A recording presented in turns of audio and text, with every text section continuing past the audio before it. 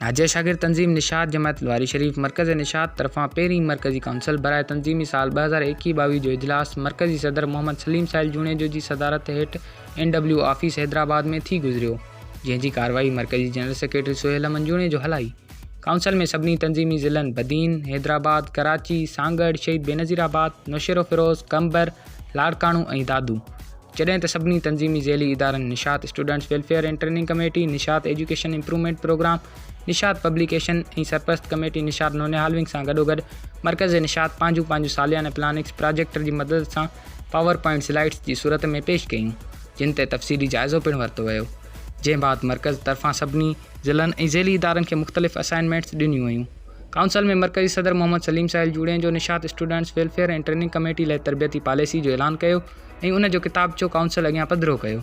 जंहिं बाद उन जे मुफ़सिल तशरीह पिणु कई वई। बाद में उन पॉलिसी खे तंज़ीमी सिस्टम में नाफ़िज़ करे छॾियो। काउंसिल में मरकज़ी नायब सदर मोहम्मद यासीन टालपुर, मरकज़ी जॉइंट सेक्रेटरी बशीरुद्दीन जूणेजो, मरकज़ी फिनांस सेक्रेटरी मुख्तियार अहमद कीरियो ऐं मरकज़ी प्रेस सेक्रेटरी अमजद हुसैन मसण पिणु मौजूद हुआ। काउंसिल के सदारती खिताब में मरकज़ी सदर मोहम्मद सलीम साहिल जूणेजो चयो त निशात जा सभई ज़िला ऐं ज़ैली इदारा हमेशह तारीख़ साज़ कारकर्दगी करे ॾेखारींदा रहिया आहिनि।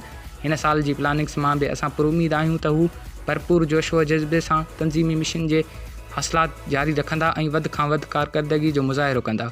हीअ काउंसिल सुबुह 11:30 बजे खां राति 12 बजे ताईं जारी रही। रिपोर्ट नवीद अहमद चिन्ना, हैदराबाद।